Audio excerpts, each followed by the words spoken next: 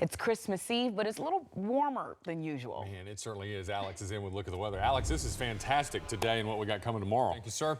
Christmas Eve nearly turned tragic after an explosion at a New Hampshire hotel. 10 people injured, 2 firefighters and 8 guests. None of the injuries are life-threatening. The Element Hotel in Lebanon was evacuated after the early morning blast, and investigators have not determined what caused it, but they do not suspect foul play. The president held a teleconference with U.S. service members this morning and then took a few questions from the media. Natalie Brand has more details from the White House. And the president took some time to go to his golf club after his teleconference with military members. Holiday-inspired window washers brought some joy, Christmas joy, to the Randall's Children's Hospital in Portland, and they were dressed up as the Grinch, Santa, and the Nutcracker. You can see the kids watched from inside the building with joy, and some got to high-five their favorite characters.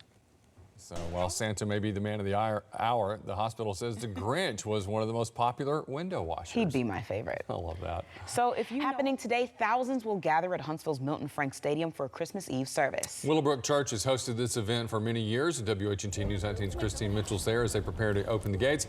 So Christine, tell us about the turnout tonight. This time of year, the holiday season is all about giving, and the spirit of giving is alive and well in New Jersey. Howard gave a woman in New Jersey a happy holidays. That's next. An Arizona-based church is handing out Christmas miracles to those in need. They're paying millions of dollars worth of medical debt. Melissa Blasius reports.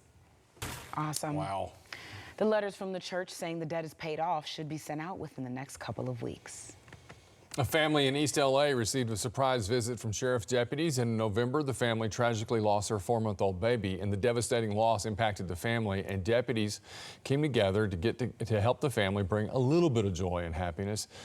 Another child jumped into the deputy's arm after receiving the gifts, and to watch the entire video, all you have to do is go to WHNT.com, and you can use our news app.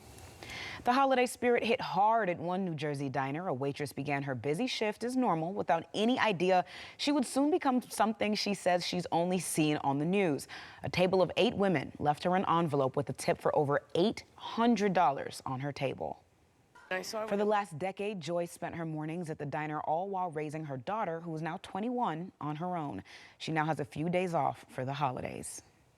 So millions are flying this holiday season, and some people are bringing more than just carry-on luggage. Emotional support animals can ease the stress of air travel, but with an increasing number of exotic animals on board, industry experts are calling for change. Katherine Johnson reports. So 42% of all adults in the U.S. have credit card debt. But something that might surprise you, Americans worth 6 figures are the most likely to owe. That's according to a new survey by consumer financial services company Bankrate. The company found that 58% of people with a net worth of more than $100,000 owe at least $2,500. 39% owe at least $5,000 in credit card debt. The survey found the most common reason for owing money on credit cards was paying for day-to-day expenses like groceries and childcare. That's behind retail purchases like clothing and electronics. Queen Elizabeth II got into the Christmas spirit by making Christmas puddings with her family in support of a charity. The Queen and her 3 heirs, the son of her son Charles, Prince of Wales, grandson William, Duke of Cambridge, and great-grandson Prince George of Cambridge, prepared the pudding in Buckingham Palace as part of a charity initiative to support the Royal British Legion. The puddings will be shared at special Christmas dinners in 2020. I like that accent. Like that? That was good. More news coming from the royal family as the Duke and Duchess of Sussex and their baby Archie released their his is better than mine. Released their Christmas card online. The Queen's Commonwealth Trust released the family's first Christmas card on Twitter. Look at that. Aww. With Archie front and center. The card reads, "Wishing you a very Merry Christmas and a Happy New Year." It's signed from our family to yours. Archie, of course, born back in May. So Santa left the North Pole early to visit one South Florida neighborhood. After the break, the children he delivered presents to early this year. So Santa made a special trip to my home state of Florida to spread some Christmas cheer with the police department. So the families were thrilled when they received their gifts. Reporter Lynn Martinez has why it means so much more to the officers to be involved with their community throughout the year. I love my hometown. Now, this is not the first time Miami police has given back to the community. Santa makes the trip every year to engage with children and the community. A sweet winter wonderland attracting visitors from around the world, and the city was built completely out of gingerbread and is on display in London. Architects and engineers showed off their baking skills by even building a mini House of Parliament. When the exhibition is over, the gingerbread gets eaten while the non-edible parts are recycled. So the water skiing Santa Claus returned to Virginia today as part of a decades-long Christmas season tradition. The water skiing Santa website said that in 1986, a group of friends drew straws to see who would go out and water ski in a Santa suit on Christmas Eve. So the one who lost did it, and it's now become a Christmas tradition. Got to put it on the bucket list. Santa won't have time to talk to everyone since the show takes place on Christmas Eve, but he and his crew are available. They were available to take pictures and greet children for a short period of time while he finished out on the water. Love that. And at one Christmas Eve service in Kansas, pets are allowed too, bringing some extra joy into the holiday season. First Congregational Church in Topeka calls it Pups in the Pews. Love that. The senior pastor says the church has done this before. He hopes it'll encourage more visitors to stop by the service since they can bring along their furry friends.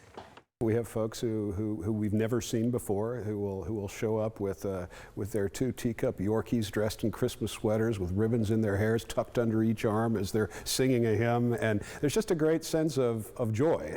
Now, the service is open to everyone, but owners are encouraged to consider if their pets would be able to handle sitting still in a crowded service. If not, might not be the best idea. Now, obviously, December 24th isn't just the day before Christmas. You may not know this, but it is National Eggnog Day. I love eggnog. So the origin of this day, not exactly known for sure, but eggnog is a traditional holiday beverage, also known as milk punch. Many people love it or hate it. Love it here. Love it. If you aren't familiar with eggnog, it's a sweet drink made with milk, cream, sugar, spices, and whipped eggs. And I would add, love it. It's a versatile drink. It's versatile. If you're over 21, it can be as versatile as you need it to be. I mean, it's about as, you can color between those lines if you want. But I mean, but it's good on its own.